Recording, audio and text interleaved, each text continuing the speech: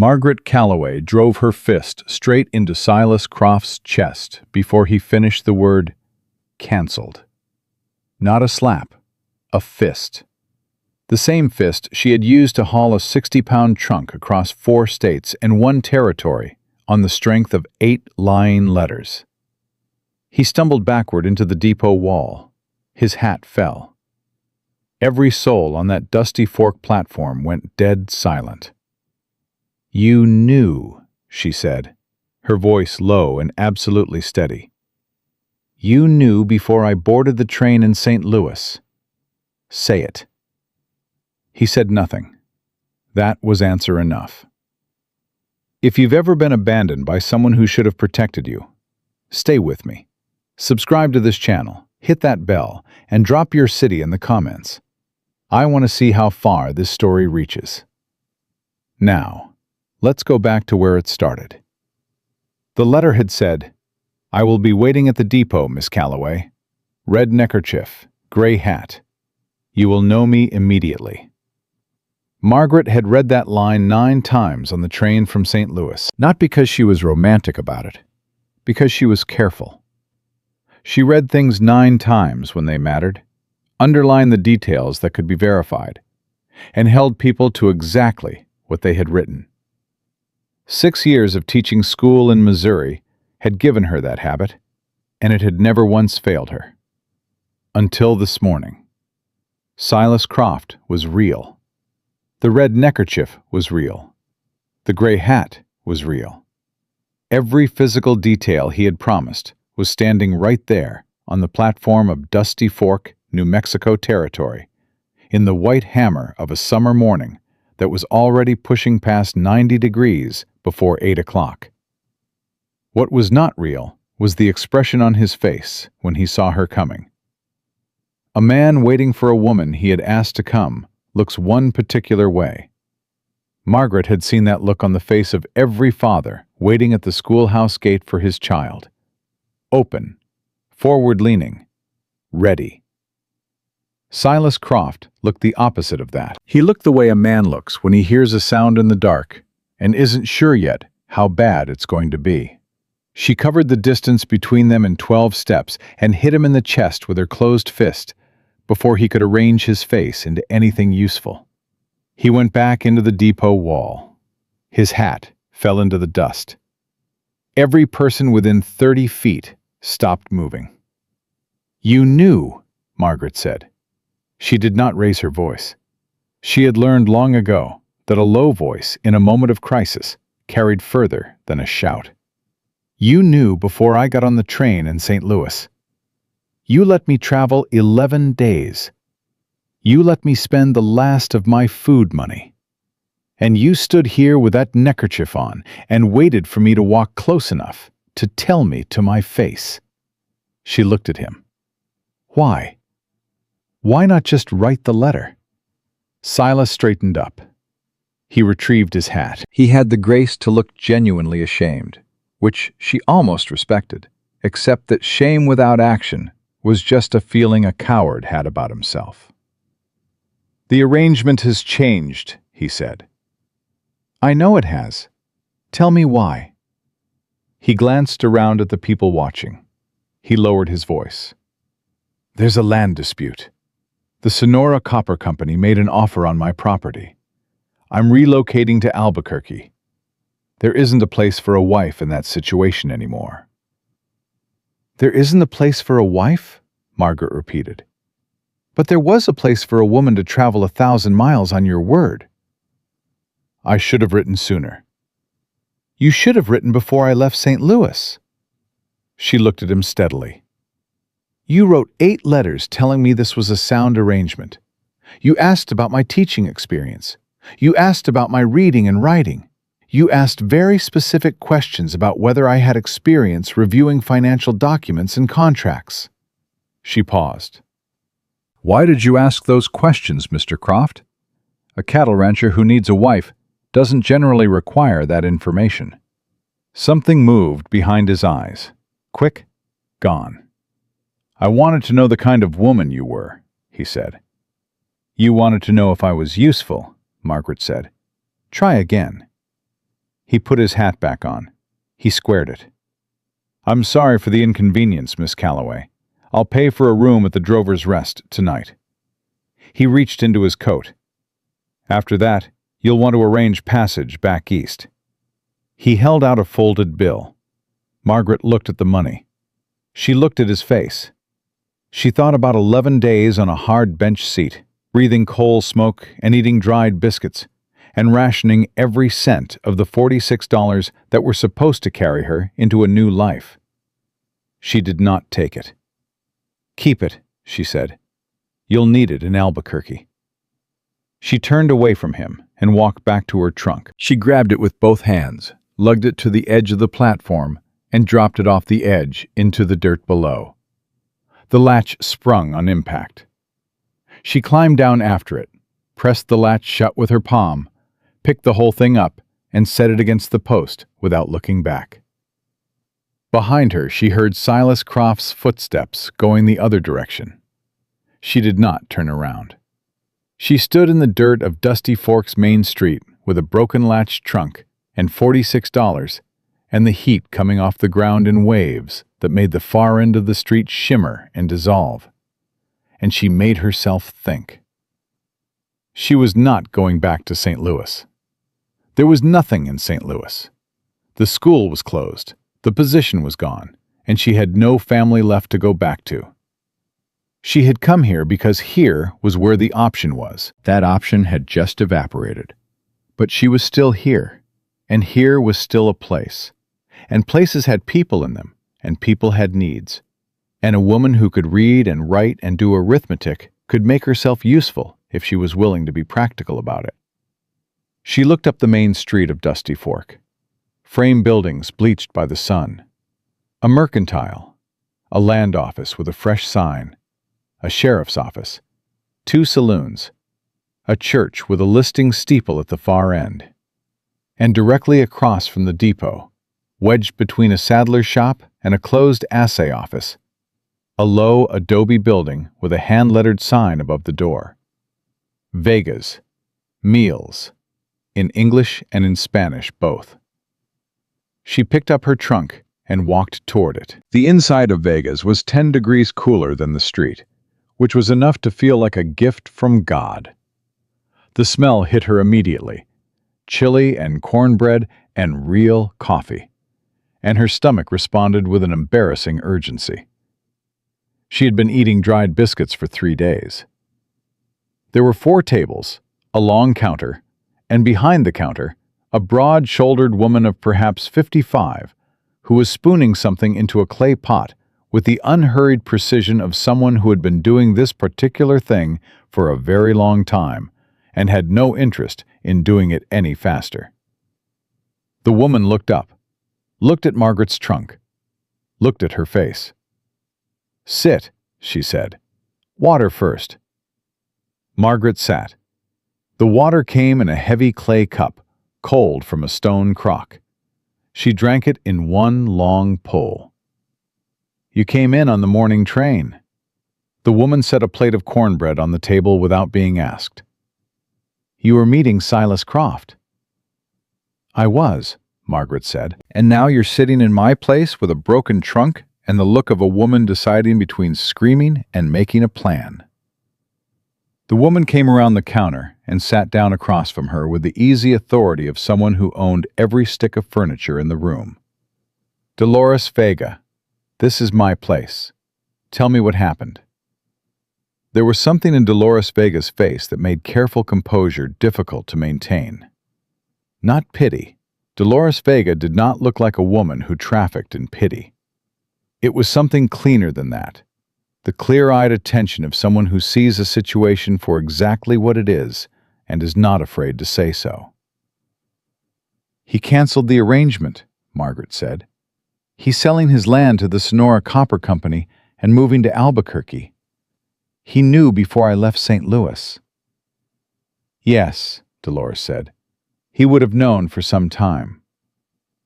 "You know him?" "I know what he is." Dolores folded her hands on the table. "Silas Croft does what Aldous Pemberton tells him to do. Pemberton owns the Sonora Copper Company. He also owns the bank.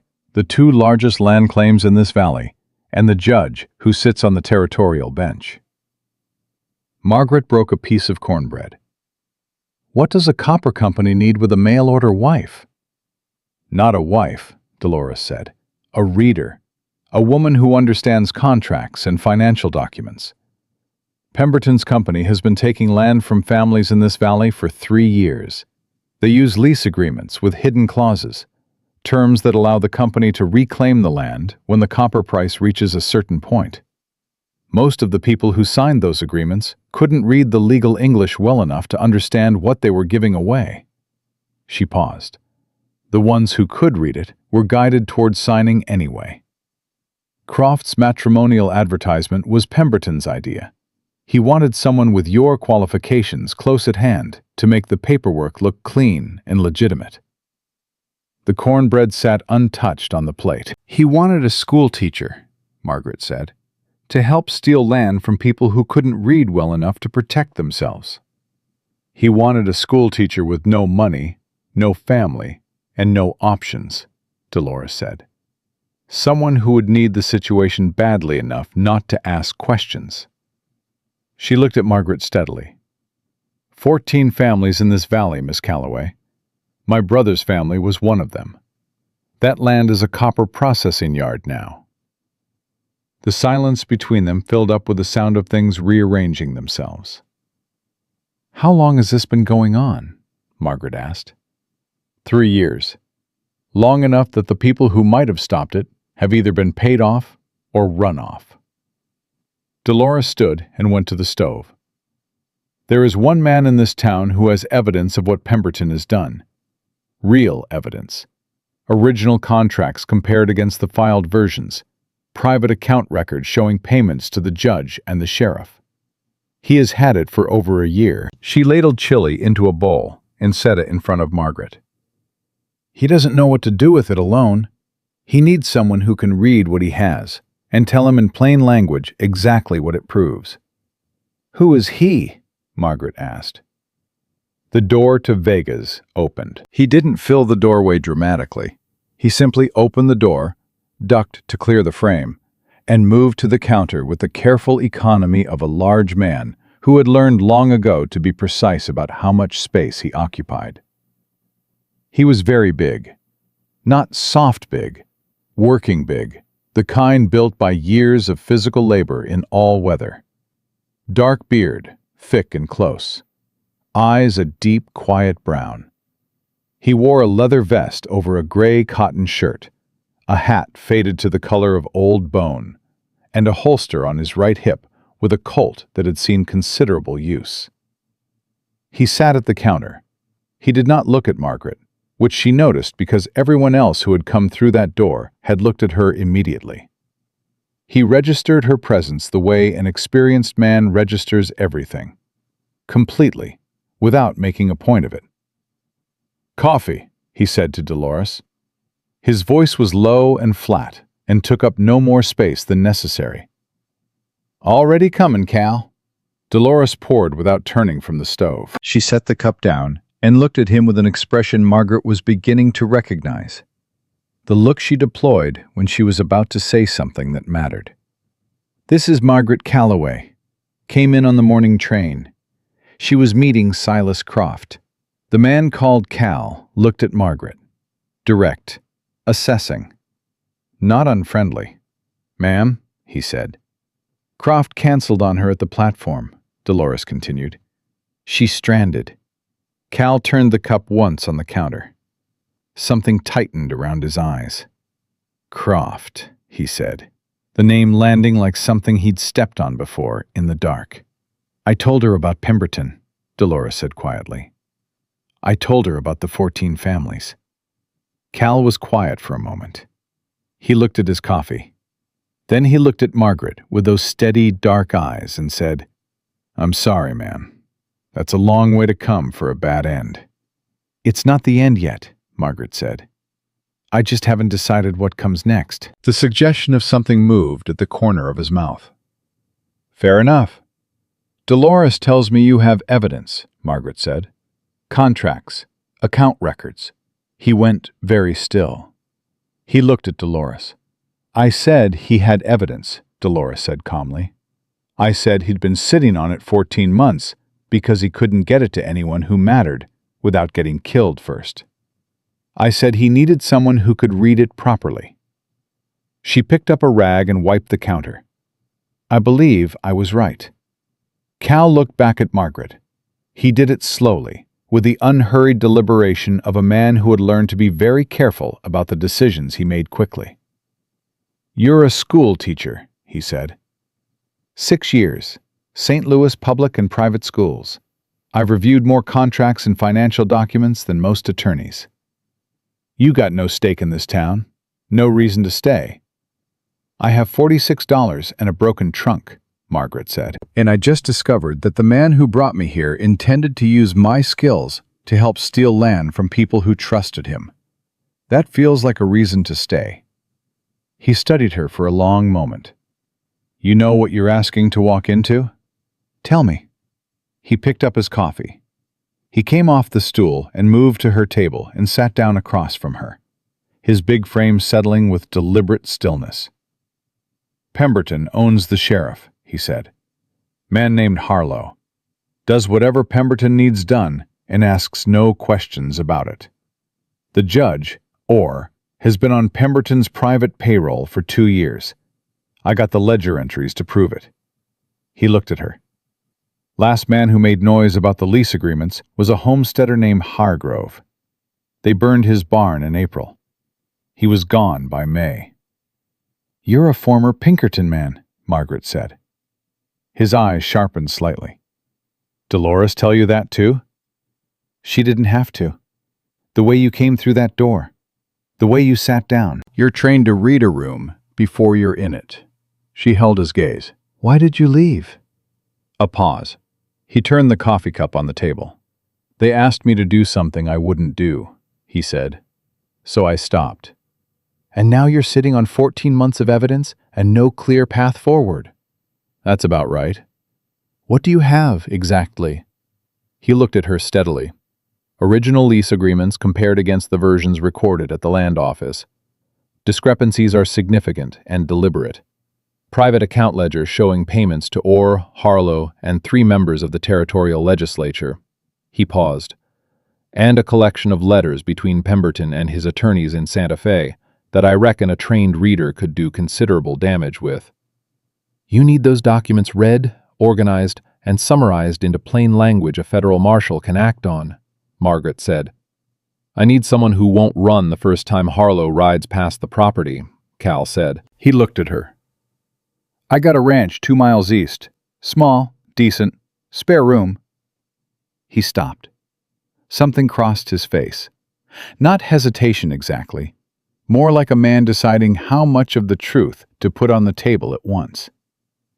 I got 2 boys, 8 years old, both of them. Their mother passed 2 winters back. He stopped again. They need steadiness. They need somebody around who ain't just me. Margaret looked at him. The morning light came through the low window and fell across the table, and in it she could see clearly what 14 months of careful, isolated waiting had done to a man. The weariness that goes all the way down to the bone. What are you offering, Mr. Renner? She said. Fair wage, safe roof, clear purpose. He met her eyes. I ain't looking for anything but a partner. Somebody to read what I've got and help me figure out how to bring it to people in Santa Fe who can't be bought. Somebody who'll still be there when it gets hard. He paused. Because it's gonna get hard. Margaret looked at the door of Vegas, in the direction of the platform where Silas Croft had turned his back on her 2 hours ago. She looked at her $46. She looked at the man across the table. Not at his size, or his revolver, or the worn leather of his vest, but at his eyes, which were direct and tired, and, she was nearly certain, honest. Show me the documents, she said. He nodded once. He stood, dropped coins on the counter for Dolores without waiting to be asked for the bill, and picked up her trunk from beside the table as if it were the obvious next step, which it was.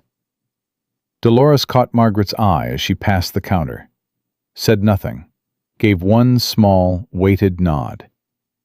Outside, Cal lashed the trunk to a pack frame with quick, practiced hands.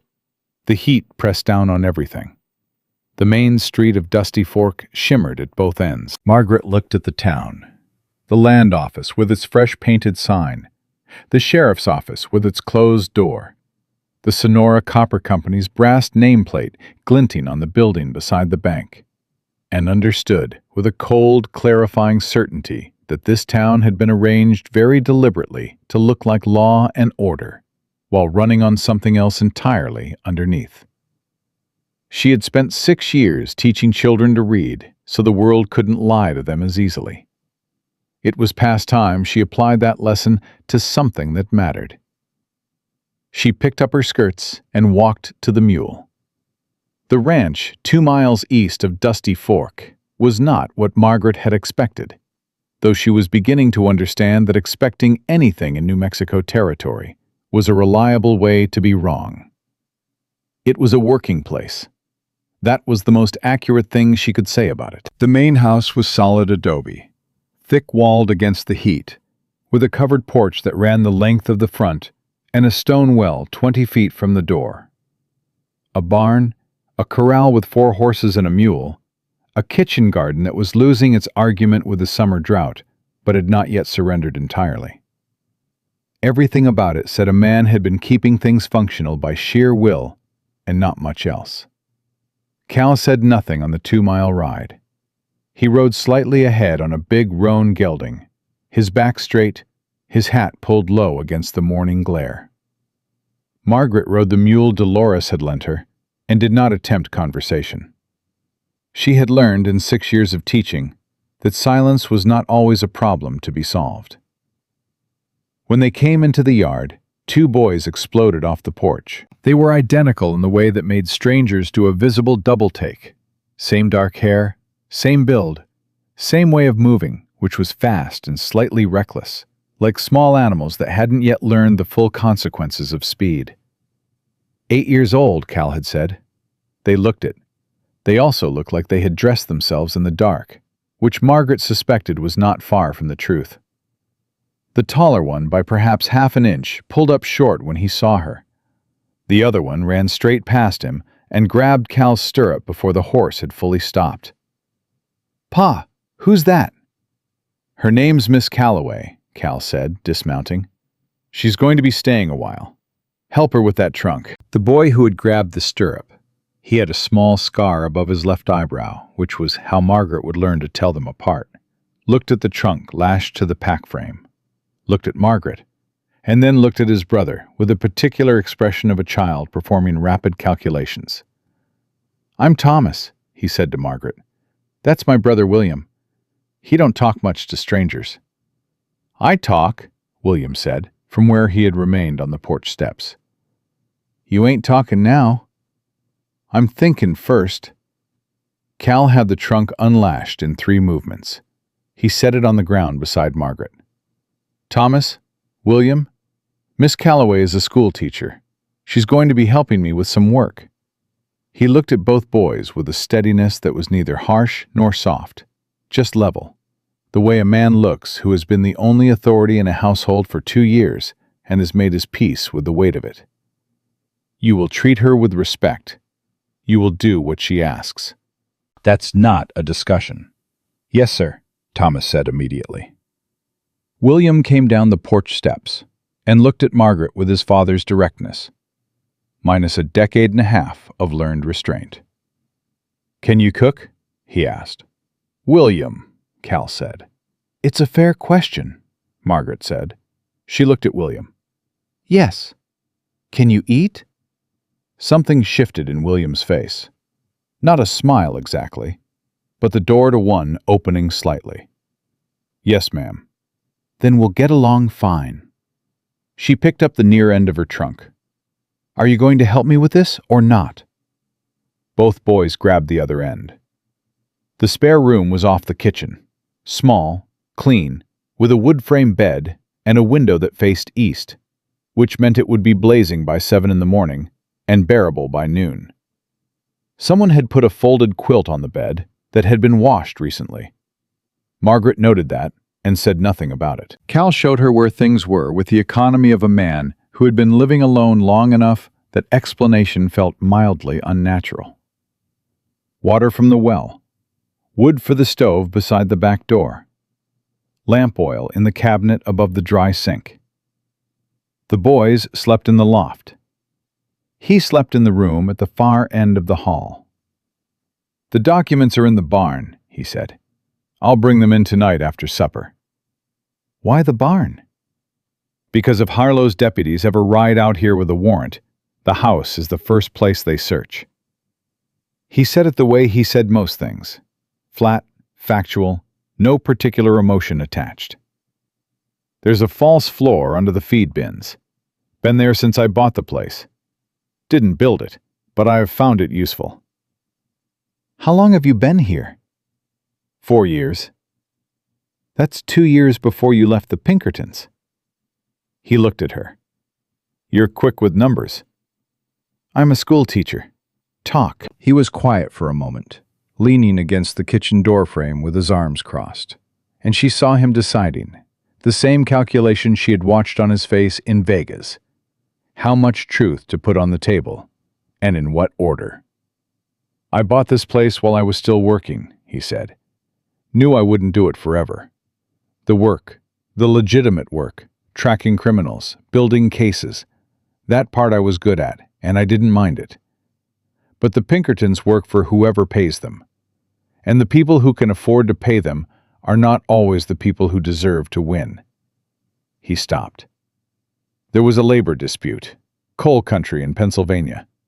The company wanted men identified, men who were organizing. They wanted them found, and they wanted them handed over, and they were not subtle about what happened after that. He looked at the floor. "I had a file on 11 men. I burned it. Handed in my badge the same day. Came here."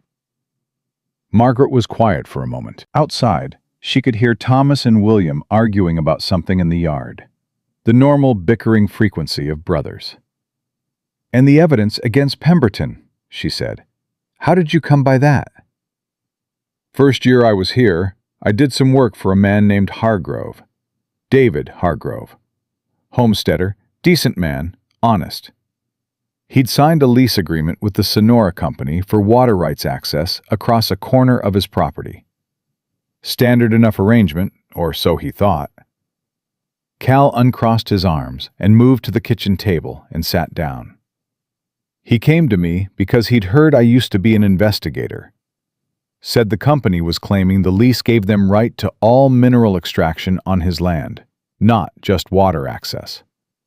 He couldn't afford an attorney. He showed me the document." "And it didn't say what they claimed," Margaret said. "The copy he had didn't, so I rode to the land office in town and pulled the filed version." He looked at her. "Different document. Same signatures. Different terms." The kitchen was quiet for a moment, except for the sound of the boys outside and the dry wind moving against the window. "They forged the filed copies," Margaret said. "Substituted them, after signing. Hargrove's copy was the original.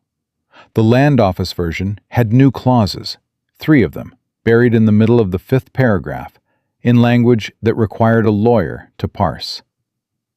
His jaw tightened. "I found the same pattern in 9 other leases since then. 9 that I can prove. There are almost certainly more." "And the ledger?" "That took longer." He looked at his hands on the table. Large hands, scarred across the knuckles. The hands of a man who had done more than desk work in his life. Pemberton's private accountant was a man named Pruitt. He got sick last winter. Fever. He was in a bad way for about 3 weeks, and he knew it. And during that time, he apparently decided he didn't want to die with what he knew still unspoken. He paused. "He sent for me. I don't know why me specifically. Maybe Dolores pointed him my direction. Maybe he'd heard I was asking questions. He gave me the ledger and told me where to find the duplicate account records he'd kept for himself as insurance. Then he recovered, which I don't think he expected, and since then he's been too frightened to say anything publicly. Is he still in Dusty Fork? He left in April. Don't know where. Margaret pulled out the chair across from him and sat. All right, here is what you have.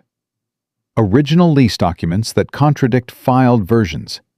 That's evidence of fraud at the land office level, which implicates either the recorder himself or someone with access to the records after filing. A private ledger showing payments to a sitting judge and a sheriff.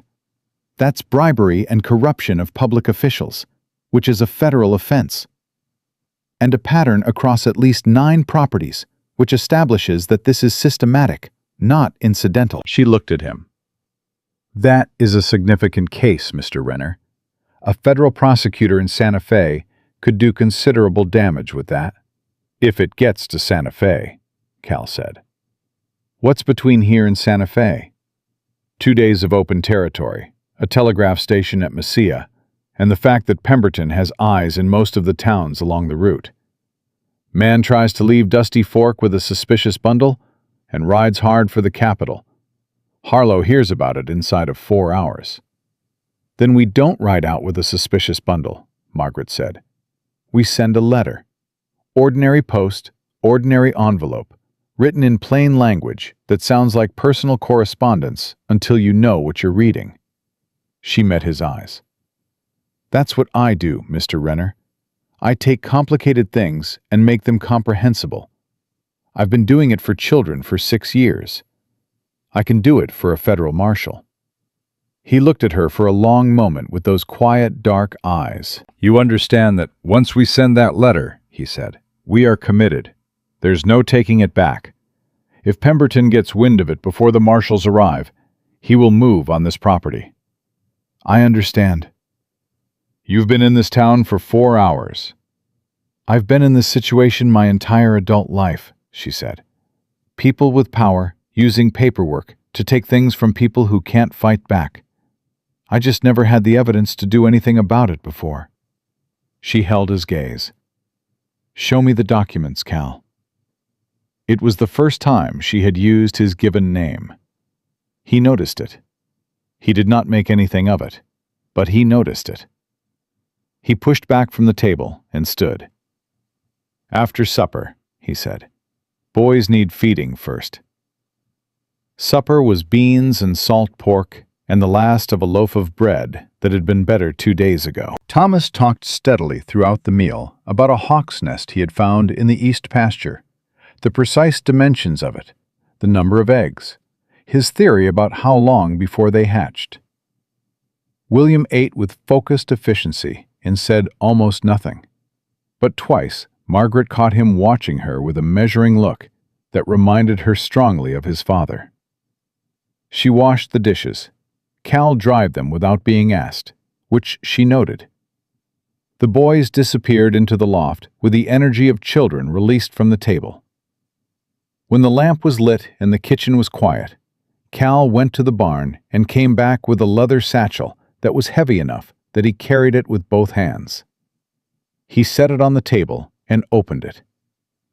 The documents inside were organized with the precision of a man trained to build cases. Each original lease was folded together with its corresponding filed copy, the discrepancies marked in Cal's handwriting in the margins. Small, neat lettering that surprised her slightly. A Pinkerton's handwriting. Trained to record accurately and quickly. The ledger was at the bottom. Cloth-bound, the pages dense with figures and initials and dates. Margaret pulled the nearest pair of lease documents toward her and began to read. The room was quiet except for the wind and the occasional creak of the boys shifting in the loft above. Cal sat across from her and drank his coffee and did not speak, which she appreciated more than she would have expected. She had worked around men who felt that silence required filling. This one seemed to understand that she was working.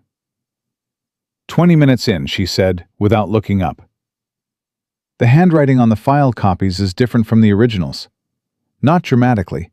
Someone practiced it. But the pressure is different, and the letter formation on the capital R is distinct. She turned the page. A handwriting examiner would catch it in under an hour. I noticed that, Cal said. Couldn't have said it that precisely.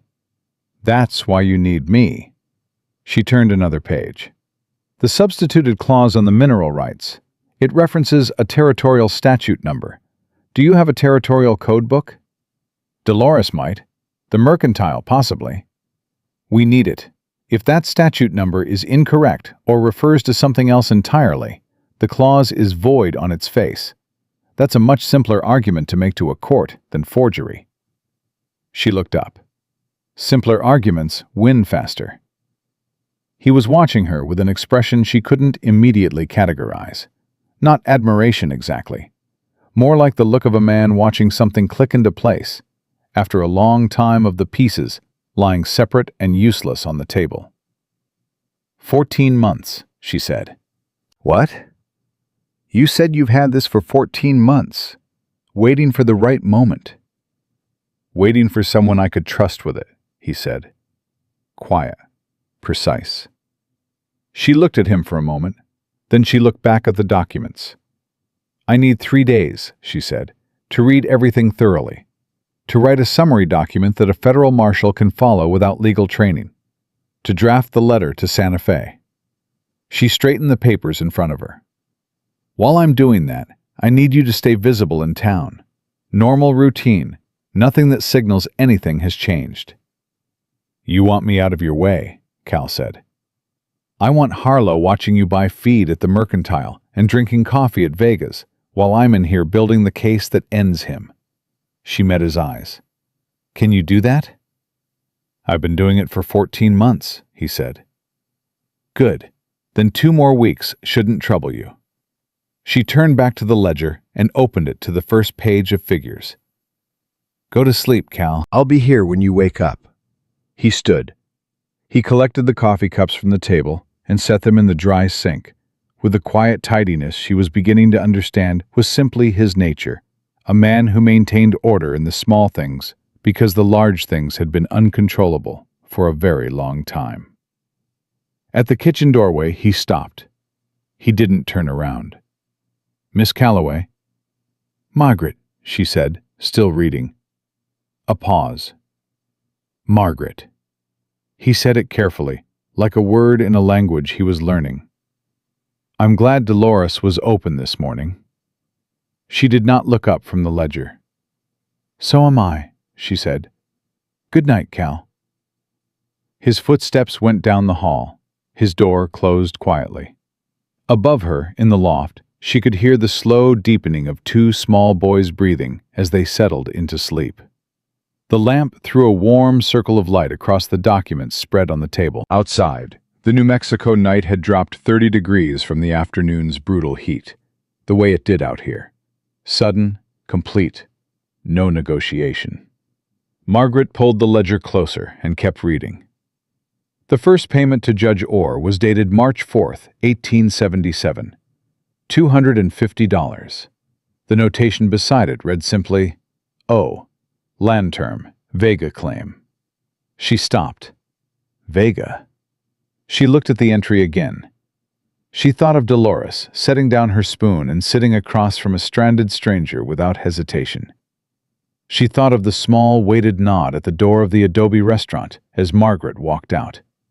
Dolores Vega had lost her brother's land. She had sent Margaret to this table. She had known exactly what Margaret would find here. Margaret sat with that for a moment, the lamp burning steady in the dark kitchen, the documents spread before her like a map of everything that had been stolen and everything that might still be recovered. Then she turned the page and kept going. She worked through the night and into the gray edge of dawn, when the eastern window fulfilled its promise and drove a blade of early light directly across the table. By then she had read every document in the satchel twice, made 14 pages of notes in her own hand, and found 3 additional instances of statute misquotation that she hadn't caught in the first pass. She also had a headache that sat behind her left eye like a thumbtack, and the lamp had burned through its oil an hour ago. And at some point between midnight and 3 in the morning, Thomas had come downstairs for water and found her working, and had stood in the kitchen doorway in his nightshirt, staring at her with the solemn wonder of a child encountering something that did not fit his existing understanding of the world. "You ain't sleepin'," he said. "No." "Pa always says nothing good happens after midnight." "Your father is generally right," Margaret said. "Go back to bed, Thomas." He went, but slowly, with frequent backward glances, as if he expected her to vanish if he looked away too long. When Cal came downstairs at first light, he found her notes stacked in 4 organized piles on the table, the original documents replaced in the satchel, and Margaret standing at the back door drinking water from the clay pitcher with the focused efficiency of someone treating hydration as a purely mechanical necessity. He looked at the piles. He looked at her. "You worked all night," he said. "I found something." She set the pitcher down and came back to the table. "Sit down." He sat.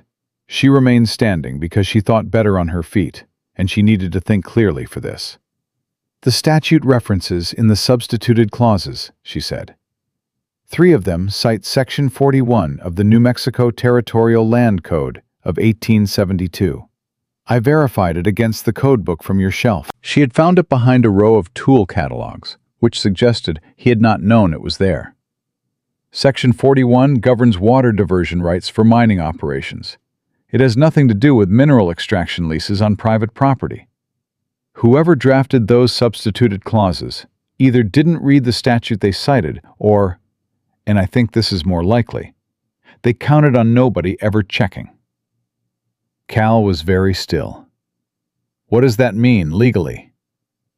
"It means the substituted clauses are void, not just fraudulent, void on their face. A territorial court would have to throw them out, and a federal court absolutely would." She sat down across from him. "Which means every land seizure based on those clauses was unlawful. The land should revert to the original holders, all 9 properties." He looked at her for a moment. Something moved through his face that he did not entirely succeed in keeping still. Not hope exactly. Something more careful than hope. The feeling a man has when he has been carrying something heavy for so long that the possibility of setting it down seems slightly unreal. "You're certain," he said. "I'm as certain as I can be without a practicing attorney to confirm it. But yes, I'm certain." She folded her hands on the table. "The letter to Santa Fe needs to go today, Cal. Not in 3 days. Today." He nodded slowly. "What changed?" "The Vega entry in the ledger," she said. "Dated March 1877. Payment to Judge Orr for the Vega land claim. That was 3 years ago. Dolores has known about this for 3 years." She looked at him. "She sent me to you the same morning I arrived. She was waiting for someone with my specific qualifications, and the moment I walked through her door, she recognized what I was." She paused. "She's been patient for 3 years, Cal. I don't want to make her wait any longer than necessary." Cal was quiet for a moment. Outside, the boys were audible in the yard. Thomas's voice carrying clearly, William's lower and less frequent. The morning was heating up fast, the particular aggressive heat of New Mexico summer that arrived without preamble. "The letter," he said. "You said you'd write it." "I'll write it this morning. I need you to get it to Mesilla today, not tomorrow." She met his eyes. "Can you ride to Mesilla and back in a day?" "Hard day. Possible." "Take Thomas with you. A man riding alone toward the telegraph station looks like a man with something urgent to send. A man riding with his son looks like a man running an errand." The corner of his mouth shifted. "You think like an investigator."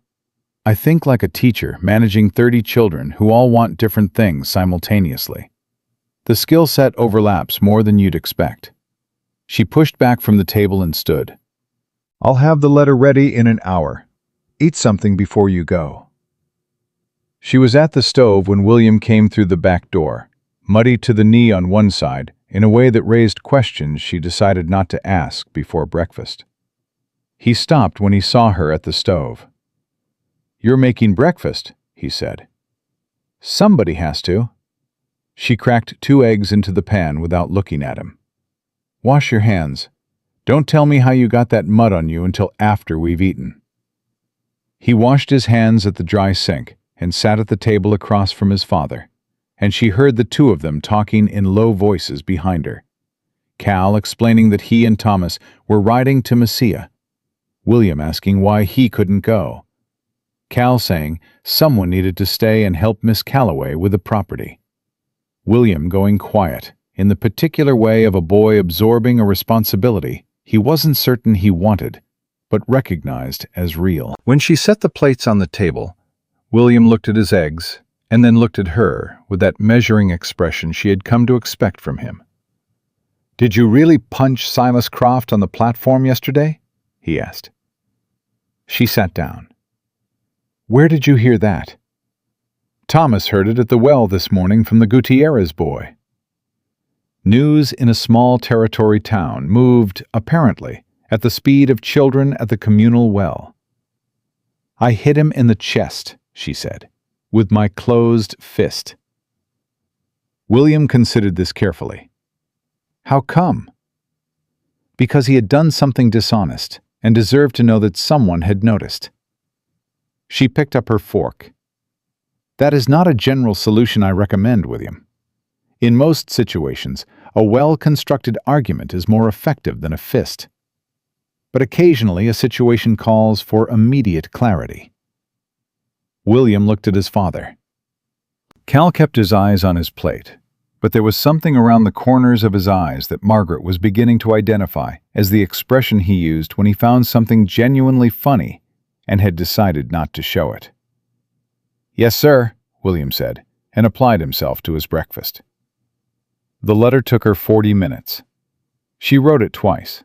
The first draft to get the information in order, the second draft to make it read like personal correspondence until you knew what you were looking at. She addressed it to U.S. Marshal Clarence Webb, Santa Fe, from a Miss M. Calloway, regarding a personal matter of some legal complexity, requiring his attention at earliest convenience. Inside, the language was the language of a school teacher describing a curriculum review, full of references to documents and records and discrepancies in filed materials that would mean nothing to Harlow's men if the letter was intercepted, and everything to a trained federal officer who knew how to read between lines. She sealed it, wrote the address in her plainest hand, and gave it to Cal when he came in from saddling the horses. He looked at the envelope. He turned it over. "Curriculum review," he said. "Marshal Webb will understand it. I made certain of that." She met his eyes. "Ride careful." He tucked the letter inside his vest. He called to Thomas, who appeared from the barn at a dead run and skidded to a stop on the porch, vibrating with the energy of a boy given unexpected permission to do something. "We're going to Mesilla?" Thomas said. "We're going to Mesilla," Cal said. "Get your hat." Thomas disappeared back into the barn at the same speed. Cal stood on the porch for a moment, his hat in his hands, looking at Margaret in the doorway. There was something he wanted to say. She could see it, and she watched him decide against it and put his hat on instead. "Back before dark," he said. "I know," she said. She watched them ride out until the heat haze swallowed them at the end of the property lane. Then she turned around and found William standing behind her at a respectful distance, hands in his pockets, doing an unconvincing impression of a boy who happened to be there by coincidence. "What needs doing?" she said. He brightened slightly. "I can show you." They spent the morning working. The kitchen garden needed water badly. William showed her where the irrigation channel had silted up at the back corner, and they cleared it together on their hands and knees in the dirt while the sun climbed and the temperature climbed with it. William worked with the focused, unsentimental efficiency of a child who had been doing real labor since he was old enough to be useful, and he narrated as he worked. A quiet, steady commentary on the property, the horses, the hawk nest Thomas had found, the best fishing spot on the creek that ran along the east pasture boundary. He did not mention his mother. Margaret did not ask. Around mid-morning, kneeling in the dirt pulling silt from the irrigation channel with her bare hands, Margaret became aware that William had stopped working and was looking at her. "What?" she said. "You're not what I thought," he said. "What did you think?" He considered the question with the seriousness he brought to most things. "I thought you'd be like Mrs. Harmon from town. She came out here twice last winter. She sat in the parlor and talked to Pa in a voice like she was talking to somebody sick, and she looked at everything like it wasn't good enough for her." He went back to pulling silt. "You don't look at things like that." Margaret was quiet for a moment, working her fingers into the packed dirt. "Your father's not somebody who needs to be talked to like he's sick," she said. "He's one of the most capable people I've encountered in some time." William was quiet, processing that. "He was real sad for a long time," he said. "After Mama. He's less sad now than he was, but it's still in him sometimes. I can see it." "People carry grief for a long time," Margaret said.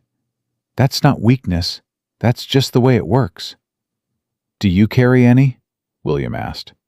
He asked it with the directness of a child who has not yet learned that some questions are considered impolite, which Margaret had always thought was one of childhood's underrated virtues. "Yes," she said. "Different kind than your father's, but yes." He nodded, as if that answered something. He went back to work. They were back on the porch by noon, both of them considerably dirtier than when they'd started, drinking water from the clay pitcher and watching the heat lie over the flat land to the west, when the sound of a horse on the property lane brought them both upright. It was not Cal and Thomas. The horse was wrong, a bigger, heavier animal, moving faster than a man returning from an errand. Margaret was on her feet before she had consciously decided to stand. The rider came through the gate at a canter and pulled up in the yard in a way that was designed to be noticed, that particular combination of speed and abruptness that announces, "I am a person of authority, and you should act accordingly." He wore a star on his chest and a canvas duster that had been expensive once. He was broad through the shoulders, heavy in the jaw, and he had the eyes of a man who had grown accustomed to people not meeting them. Sheriff Decker Harlow. She knew him from Cal's description and from the ledger entry. Harlow D. Monthly, $40. Notation, General Cooperation. She had read his name 11 times in that ledger last night. He looked at her on the porch. He looked at William beside her. He looked at the house and the barn with the slow, proprietorial sweep of a man assessing property he considers within his jurisdiction. "Mornin'," he said. "I'm looking for Cal Renner." "He's not here," Margaret said. "And you are?" "Margaret Calloway. I'm staying with the family." Harlow's eyes moved over her with the same slow assessment he'd given the property. "Staying with the family," he repeated. Renner didn't mention he was expecting company. "People don't generally report their house guests to the sheriff's office," Margaret said pleasantly. "Is there something I can help you with?" He swung down from his horse with the unhurried deliberation of a man demonstrating that he was not in any particular hurry to accommodate anyone else's comfort.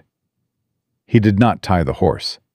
He walked toward the porch steps and stopped at the bottom of them, which put him looking up at her, which she suspected was not a position he found natural. "New in town?" he said. "Came in on yesterday's train." "That's right." "Funny thing about that. I heard you came out here to meet Silas Croft. But Croft doesn't live 2 miles east of town." "No," Margaret agreed. "He doesn't. I found a more suitable arrangement." Harlow looked at William, then back at her. He was recalibrating. She could see it. He had come out here expecting either Cal or an empty house, and he had found instead a woman who was answering his questions without giving him anything, and doing so with the pleasant composure of someone who had nothing to be concerned about. "Where'd Renner ride to?" he asked. "He didn't tell me specifically," Margaret said. "He mentioned he needed supplies. I assumed the mercantile." It was true enough. Cal had not specified Messia to her in front of anyone who could have reported it. Harlow put one boot on the bottom porch step. "Mind if I look around the property? Just routine." "On what basis?" Margaret said. He blinked. People apparently did not often ask him that. "Sheriff's business, ma'am." "Sheriff's business requires cause," Margaret said. Her voice had the same level pleasantness it had held throughout the conversation, because she had learned, with difficult parents and dismissive school board members, that pleasantness was more unsettling to a bully than anger. "I'm sure you know that. If you have a warrant, I'd be happy to see it. If you don't, I'm equally happy to tell Mr. Renner you stopped by when he returns." Beside her, William had gone very still. She could feel him, not frightened exactly, but coiled, watching, processing. She kept her eyes on Harlow. The sheriff looked at her for a long moment with those flat, assessing eyes. Then he looked at the barn. He looked at the house. He was calculating, she knew. Calculating what he had caused to do and what he didn't. Calculating how much resistance he could apply to a woman he didn't know yet, and what the consequences might be if he applied too much. She watched him calculate and come up short. "Tell Renner I came by," he said. "I want to speak with him." "I'll tell him," Margaret said. "Is there a particular matter I should mention, so he knows what it's regarding?" Harlow put his boot back on the ground. He looked at her one more time, and in that look she saw something sharpen behind the flat eyes. Not quite suspicion, not yet, but the leading edge of it. The look of a man who has encountered something that doesn't fit the shape he expected and is beginning to wonder why. "Just tell him I came by," he said. He remounted.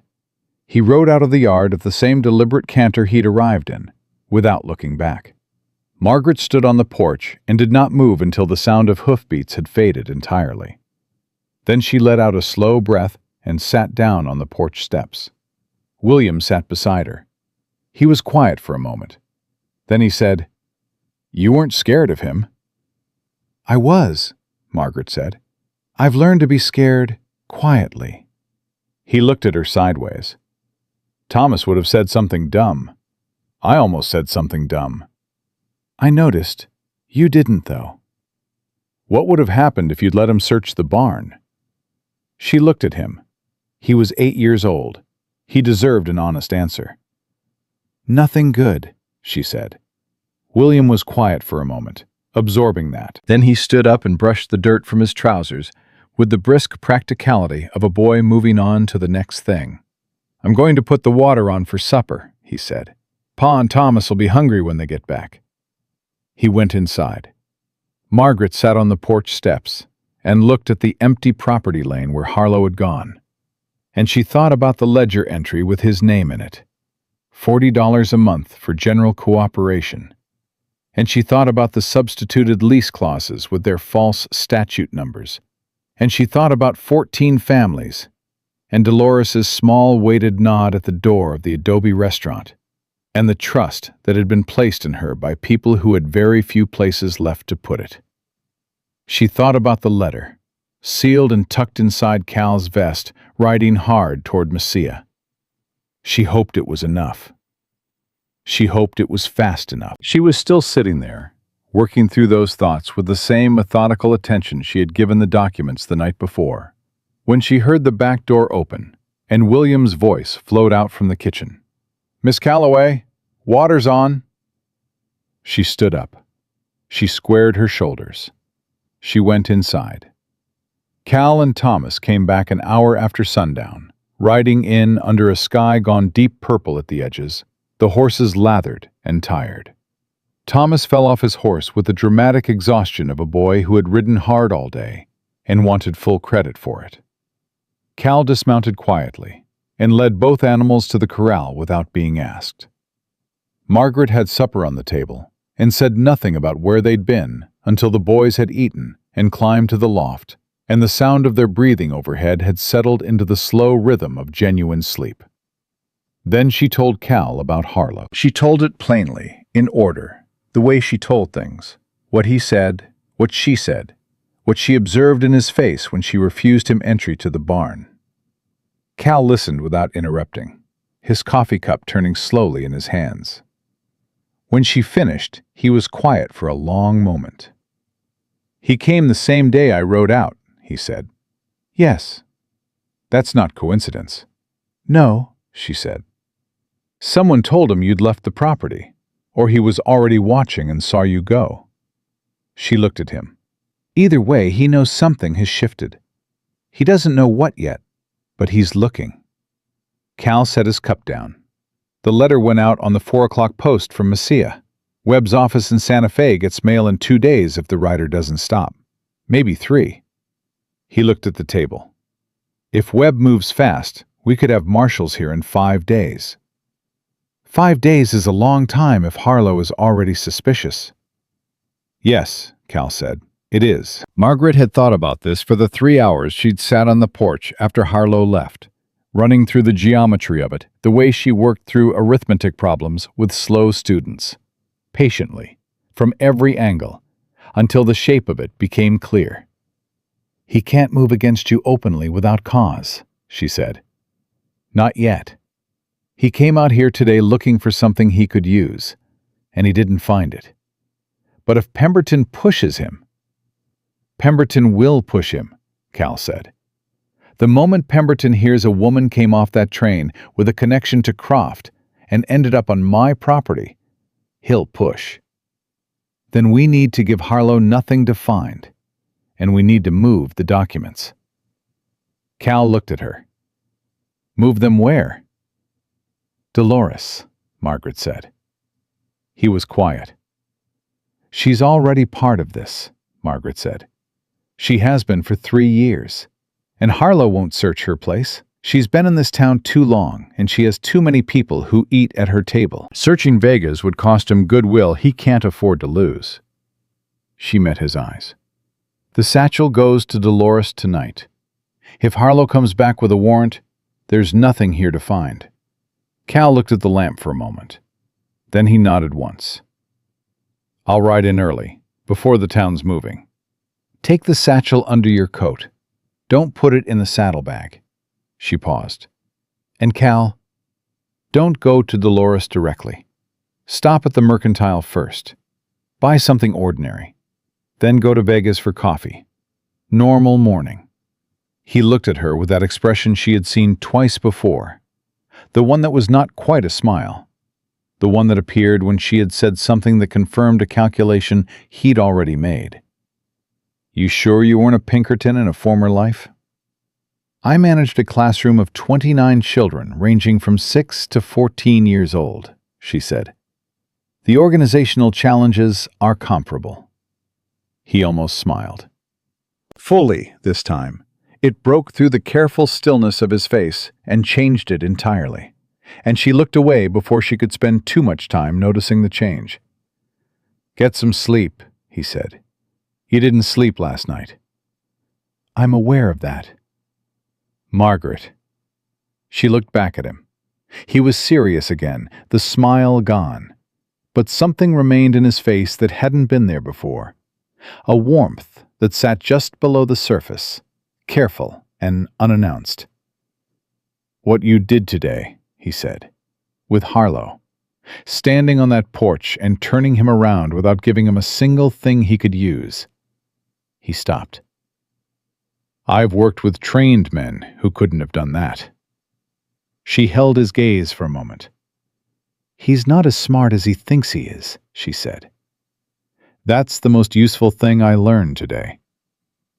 She went to bed and slept for 6 hours, which was 4 fewer than she needed and 2 more than she'd expected. In the morning, Cal was gone before she rose, the roan stall empty, and the satchel gone from its place behind the kitchen floorboard where they'd moved it the previous night.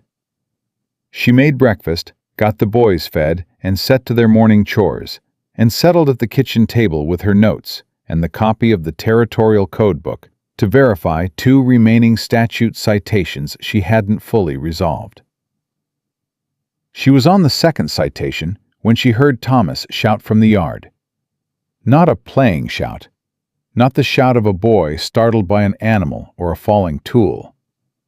The particular high, sharp shout of a child alerting an adult to something wrong. Margaret was off the chair and at the back door before the sound had finished echoing. Thomas was standing at the gate of the property lane, pointing.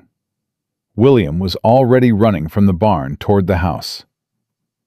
Coming up the lane at speed were 4 riders, and they were not riding like men on an errand. They were riding like men who had already decided what they were going to do when they arrived. Harlow was in the lead. She recognized the heavy horse and the canvas duster. Behind him rode 3 men in trail clothes, with rifles across their saddles, their faces set in the flat, committed expressions of men following orders they hadn't questioned. She had approximately 90 seconds. "Thomas," she said, her voice sharp and calm, the voice that had stopped children mid-action for 6 years. "Come inside. Now." He ran. She caught him at the door and pushed both boys through it ahead of her. "Loft," she said, "both of you. Stay there until I come for you. Do not come down no matter what you hear. Do you understand me?" "Where's Pa?" William said. "In town. He'll be back. Go." They went up the ladder. She turned around. The documents were with Dolores. The house held nothing incriminating except her notes, which were written in her own shorthand system that she had developed over 6 years of teaching, and which would be meaningless to anyone who hadn't been taught to read it. She gathered those papers, folded them small, and tucked them inside the front of her dress. Then she went to the front door and opened it and stepped onto the porch before Harlow reached the yard, because she had learned yesterday that choosing your ground was half the conversation. Harlow pulled up in the yard with his 3 men spreading out behind him in a loose line. He looked at the porch. He looked at the house. He looked at her. "Miss Calloway," he said. "Where's Renner?" "In town," she said. "As I suspect you know, since you've been watching this property." He didn't react to that. He'd had time to prepare today. He came with more certainty than he'd had yesterday, which meant someone had told him something. "I have a warrant," he said. He pulled a folded paper from his coat and held it up. "Signed by Judge Orr, authorizing search of these premises for stolen property of the Sonora Copper Company." "What stolen property specifically?" she said. "Bank records, ledgers." "May I see the warrant?" He looked at her for a moment, then walked his horse forward and held the paper down toward her. She took it and read it. Judge Victor Orr's signature, florid and deliberate. The warrant language was broad. Premises, outbuildings, and any personal effects of the occupants. Dated this morning. $40 a month for general cooperation.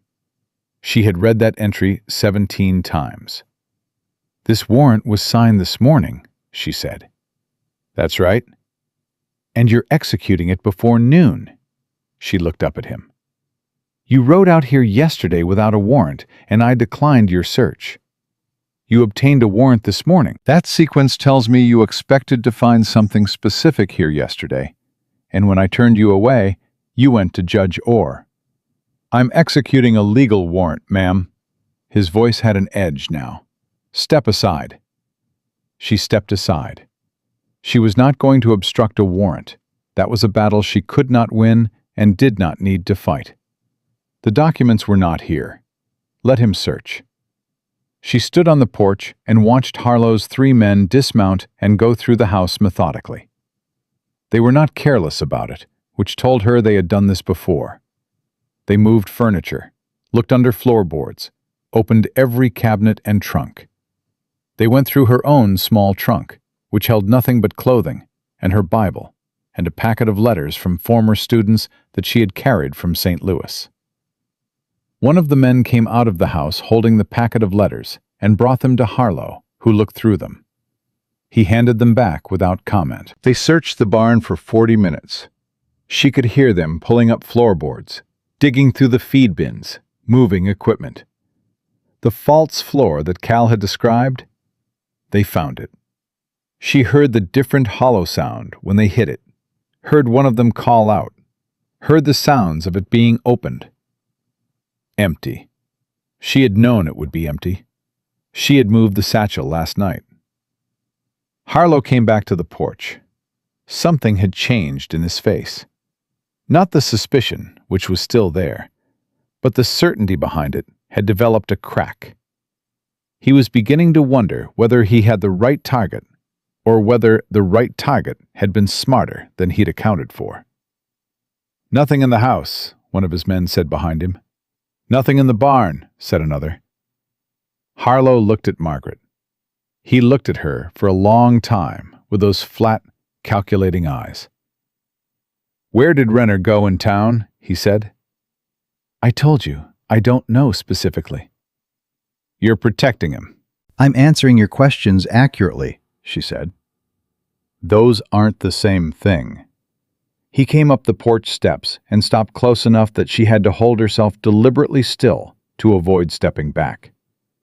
He was trying to make her feel small with his size, which was a technique she recognized, and which had stopped working on her roughly 6 years ago, around the time she had been required to physically remove a 13-year-old boy from the school building by his collar. "You came into this town 2 days ago," he said quietly. "You don't know what you're in the middle of. You don't know how this territory works." He leaned in slightly. "Go back east, Miss Calloway. Take the morning train. Forget whatever Renner told you, and go home."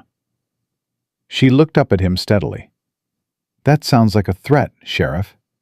Is that what you intended as?" "I intend it as friendly advice." "It doesn't feel particularly friendly."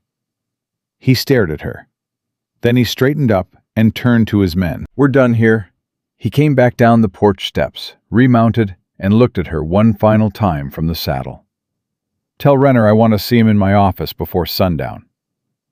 "I'll tell him," she said. She stood on the porch and watched them ride out, exactly as she had watched them ride in, without moving, without giving him the satisfaction of seeing her hands shake, which they were doing considerably once his back was turned. She sat down on the porch steps and pressed her palms flat against her knees until the shaking passed. From the loft window above her, she heard William's voice, very quiet. "Are they gone?" "They're gone," she said. "Come down."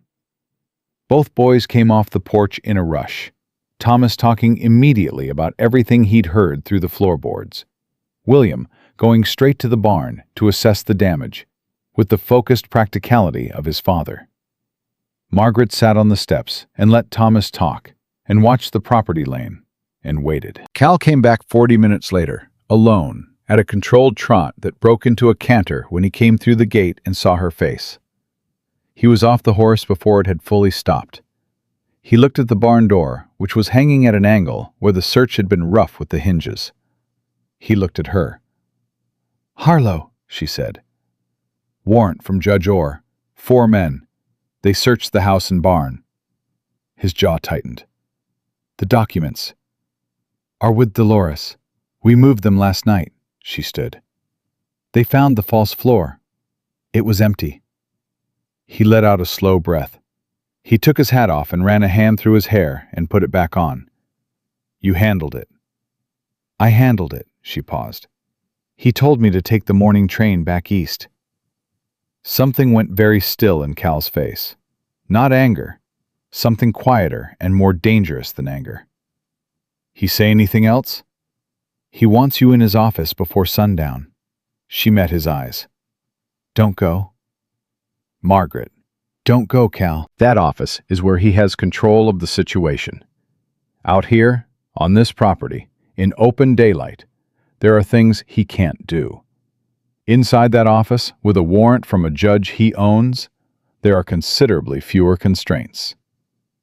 She held his gaze. "He has no evidence against you. He searched this property and found nothing. He is bluffing, and we both know it." He was quiet for a moment. He looked at the barn. He looked at the house.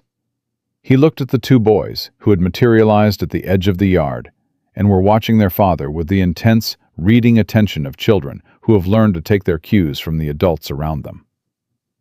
5 days, he said. That's how long until Webb could be here. 4 now, she said. And Harlow just showed you his hand. He came here with 4 men and a warrant, and he found nothing, and he left. He's not as confident as he wants us to think, or he would have moved harder. She looked at him. We hold. He looked at her for a long moment. Then he looked at Thomas and William. Something moved through his face that she understood now. The specific weight a man carries when the people he loves are in the radius of danger he has created. And he is asking himself, as he must have asked himself many times in the past 14 months, whether he has made the right choices. "Pa," William spoke from the edge of the yard. His voice was quiet and even, with the steadiness of a boy who had been listening carefully. "She's right. We hold." Cal looked at his son for a moment. Then he looked at Margaret. The exhaustion was still there, deep and structural, the kind that did not resolve in a single night's sleep or a single good day. But beneath it, something else had settled in his face. Not peace exactly, but something adjacent to it. The look of a man who has been carrying something alone for too long and has finally, cautiously, allowed someone to take part of the weight. "All right," he said. He put his hat back on and moved toward the barn to assess the damage Harlow's men had done to the hinges. He stopped halfway and turned back. "Thomas, William, help me with this door." Both boys went to him. Margaret stood on the porch and looked at the 3 of them in the yard in the white summer heat. Cal's broad back, Thomas already chattering, William handing tools with quiet precision. And she thought about the letter moving north toward Santa Fe in a mail rider's bag. And she thought about 4 more days. And she thought about what Harlow would do when he ran out of patience, which she did not think would take the full 4 days. She thought about the notation in the ledger, $40 a month, general cooperation. She went inside to start supper, and she started planning for what came next. The next 3 days were the quietest kind of dangerous, the kind where nothing happens and everything is about to. Harlow did not come back to the property. Cal did not ride into town. The boys did their chores and ate their meals and slept in the loft, and Margaret read through her notes each evening by lamplight and revised her summary document until every sentence was as clean and precise as she could make it, because she understood that the quality of her written argument might be the difference between a federal marshal who acted and one who filed the letter and waited for more information. On the second evening, Cal came in from the barn and sat across from her at the kitchen table and watched her work in silence for a while, the way he sometimes did. Not intrusively, just present, the way a person is present when they have stopped performing solitude and started simply existing in a shared space. "You've been writing the same page for 2 hours, he said. "I've been rewriting it," she said, without looking up. "There's a difference." "What's wrong with it?" She set her pen down. "The section on the statute misquotations. I can explain it clearly enough for an educated reader, but Webb may not be an educated reader in the legal sense. I need it to be comprehensible to a man who understands land and theft, but not necessarily territorial code interpretation." She looked at the page. "I keep making it too precise. Precision in the wrong hands reads like complexity." Cal was quiet for a moment. "Say it the way you'd say it to me," he said. She looked at him. "You explained it to me the first morning," he said. "You said the clause references a statute that has nothing to do with what they're claiming. You said whoever wrote it counted on nobody checking." He met her eyes. That's clear. Write that. She looked at the page. She picked up her pen and crossed out 3 sentences and wrote 4 new ones in their place. And when she read them back, she knew they were right. "Thank you," she said. "You've been doing this for 3 days," he said. "You haven't left the property." "Neither have you." "I live here." He paused. "Margaret, when this is done, when Webb comes and the case is made and Pemberton is finished, what do you want to do?" She had not expected the question, and it showed on her face. She set the pen down again. "I haven't thought that far ahead." "I think you have," he said quietly. "I think you think about most things further ahead than you let on." She looked at her hands on the table. Outside, the night was doing what New Mexico nights did, cooling fast and filling with the sounds of insects and the distant movement of animals in the dark. Inside, the lamp burned between them. "I'd like to stay," she said. She said it carefully, without decoration, the way she said things that mattered. If there's a reason to stay." Cal looked at her for a long moment. He did not look away. "There are 2 reasons in the loft above us," he said, "and 1 sitting at this table." He paused. "That's 3. "I reckon 3 is sufficient." She looked at him. The lamp threw warm light across the worn planes of his face, the dark beard, the quiet, dark eyes. And she thought about the morning she had walked into Vegas with a broken trunk and $46, and a fist still sore from hitting Silas Croft in the chest. And she thought about how the distance between that morning and this one felt both very short and very long simultaneously. "All right," she said. "All right," he said. He stood up and took his coffee cup to the dry sink and went to bed. And she sat at the table for another hour, finishing the summary document. And when she finally set the pen down for the last time, the thing was done. 17 pages in her plainest hand, organized from the simplest fraud to the most complex, with every statute citation verified, and every discrepancy documented, and every name in the ledger matched to its corresponding entry in the account records. It was, she thought, the best work she had ever done. Better than any lesson plan, better than any report to a school board. It was work that would undo something real. She went to bed and slept without dreaming. The marshals arrived on the 4th day. They did not come quietly. There were 6 of them, riding federal horses with a distinctive marking of the Santa Fe office on the saddlebags. And they came into Dusty Fork at mid-morning, when the street was full and the mercantile was open, and everyone who needed to see them could see them clearly. That was deliberate. Margaret understood it immediately when Cal came in from the yard and said, "Riders coming, federal badges," with a steadiness in his voice that told her he had been waiting for this moment for 14 months, and was not entirely sure his legs were going to keep cooperating. She went to the front door and watched them come up the property lane. At the front rode a man she did not know, but recognized immediately by posture and bearing. The particular uprightness of a man accustomed to arriving in difficult places and being the most authorized person there. Late 50s, weathered face, gray at the temples. He wore his badge plainly, and his authority the same way.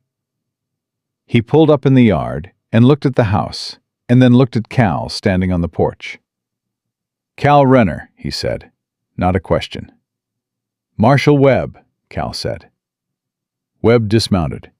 He walked to the porch steps and stopped, and looked at Cal for a moment, with the assessing eyes of a man reading a situation. Then he looked at Margaret in the doorway behind Cal. "Miss Calloway," he said, "your letter was the clearest piece of correspondence I've received in 11 years on this job.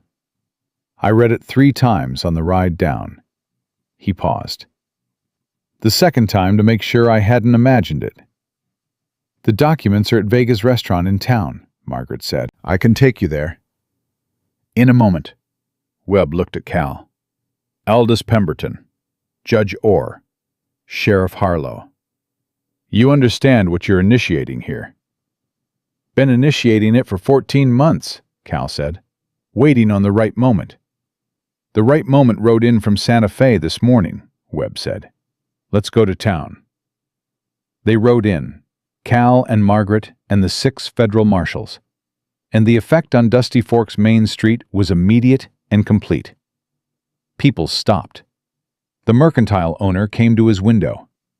2 men outside the saloon walked inside without looking back. The Sonora Copper Company's brass nameplate caught the morning sun as they rode past it, and Margaret looked at it and did not look away. Dolores was behind the counter when they came through the door of Vega's.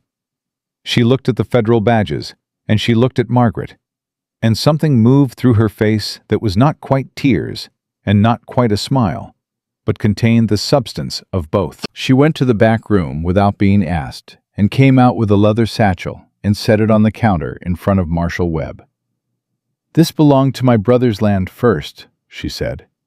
"I'd like it to be the last place it sits before it goes where it needs to go." Webb opened the satchel.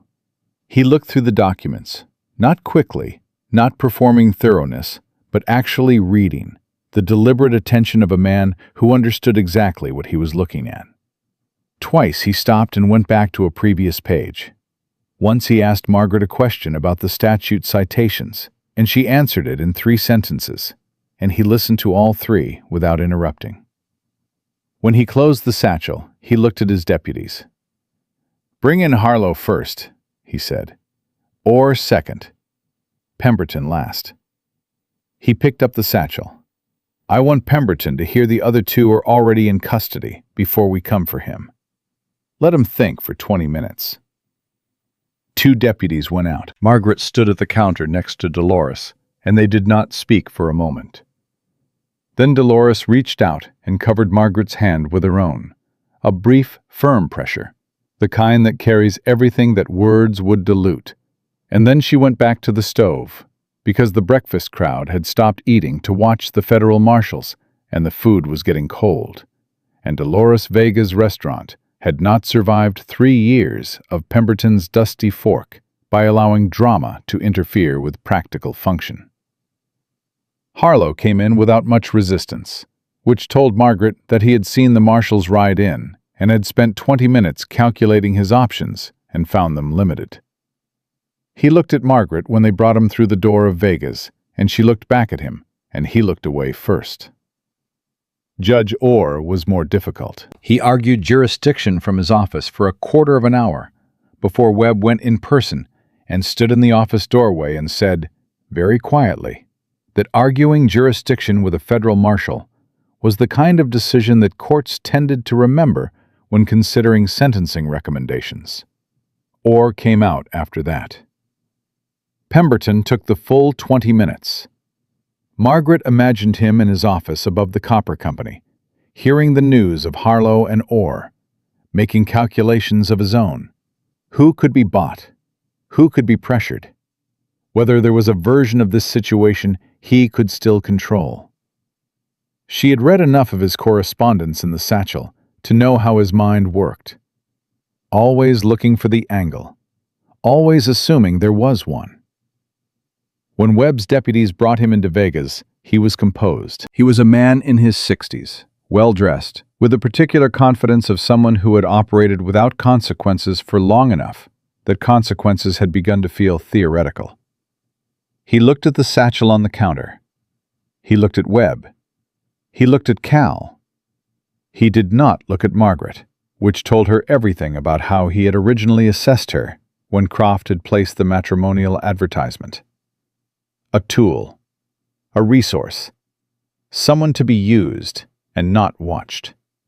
"I'd like my attorney," Pemberton said.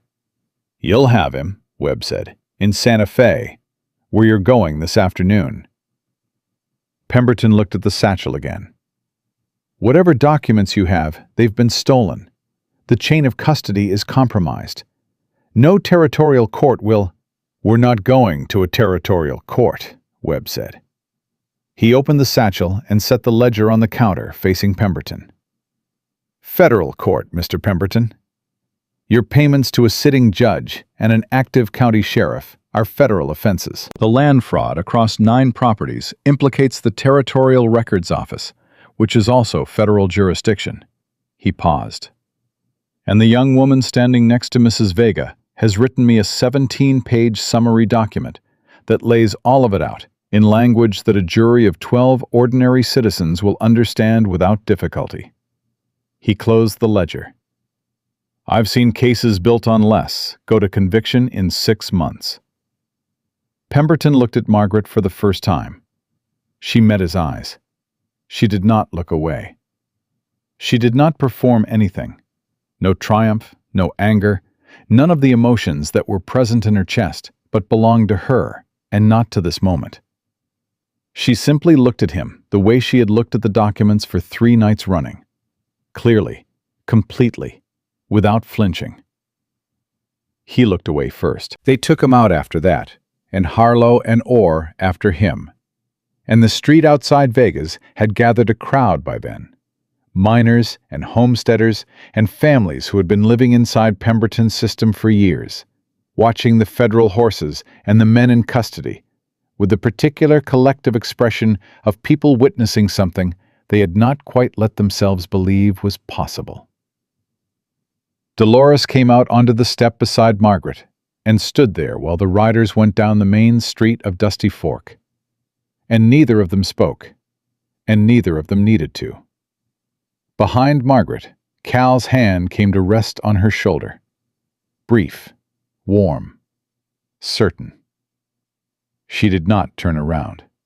She put her hand over his for a moment, and then they both watched the riders until they turned at the end of the street and were gone. It was Thomas who broke the silence, coming in from where he had been watching from the corner of the building with the barely contained energy of a boy who had understood enough to know something significant had happened and was now desperate to discuss it. "Are they going to prison?" he demanded. "Federal trial first," Margaret said. "Then prison." "All 3 of them?" "All 3 of them." Thomas processed this with visible satisfaction. "Good," he said, with the moral clarity available only to children and the very certain. William appeared behind him, quieter, and stood next to his father. He looked up at Cal. "Is it over?" he said. Cal looked at his son for a moment. He looked at Margaret. He looked at Dolores, who was already going back inside because the breakfast crowd needed attending to, and justice, however long overdue, did not excuse cold eggs. "The worst of it," Cal said. "Yeah," William nodded. He reached out and took his father's hand for a moment, unselfconsciously, the way children do when they are not yet old enough to perform stoicism, and then let go and went back inside Vegas after Dolores, because somebody had to help clear the tables, and Thomas clearly wasn't going to. In the weeks that followed, the machinery of federal law moved the way it moves when it moves honestly, steadily, without drama, building its case from the foundation up. Marshal Webb's office in Santa Fe received Margaret's summary document into evidence and used it as the organizing framework for the prosecution. The original lease agreements were compared against the filed copies by 2 separate territorial surveyors, whose testimony confirmed what Margaret had identified on her first night of reading. The statute misquotations were verified by a legal scholar from the University of New Mexico, who told the court they were either the result of extraordinary negligence or deliberate deception, and that, in his professional opinion, the distinction was immaterial since the effect was identical. Pruitt, the former accountant, was located in Tucson and agreed to testify in exchange for a reduced charge. He wept on the stand, which the newspaper in Santa Fe reported in considerable detail. Pemberton's attorney argued chain of custody for 3 days. The federal judge listened to all 3 days and then ruled that documents recovered by a private citizen from a concealed location on their own property and subsequently delivered to a federal marshal constituted lawful recovery of stolen evidence, citing 3 prior cases with analogous circumstances. Cal was in the courtroom for that ruling. He came home that evening and sat down at the kitchen table and was quiet for a long time. And Margaret set a cup of coffee in front of him and sat across from him and did not ask him to talk until he was ready. "The land claims are being reviewed," he said finally. "All 9 properties. Webb says the territorial recorder has been suspended pending investigation. The leases revert to the original terms. The real original terms, not Pemberton's versions." He looked at the coffee cup. "Dolores's brother. He might be able to come back." "I know," Margaret said. "Hargrove, too. The man whose barn they burned." He looked up. 14 families. "I know," she said again. He was quiet for another moment.